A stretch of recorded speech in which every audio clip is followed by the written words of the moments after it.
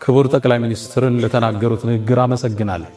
አክሱም ውስጥ ያሉ ሙስሊሞች 30 ኪሎ ሜትር ሄደው እንዲቀበሩ ከተገደዱ የሞቱት የከለከሉት ናቸው፣ ያ ሰውዬ አይደለም ብለዋል።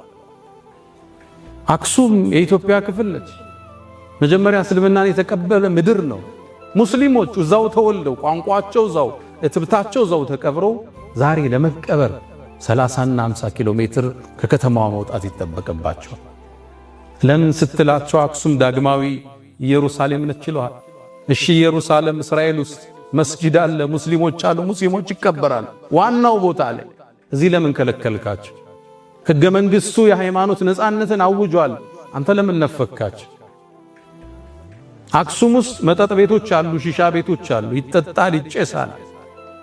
ሶላት ያው ሙስሊሞች የመርየምን ቅድስነት የተቀበሉ የኢየሱስን ነብይነት ያጸደቁ ክርስቲያኖችን የመጽሐፍ ሰዎች ብለው ያሉት ሙስሊሞች መጠጥ ከሚጠጡ ተራቁበት።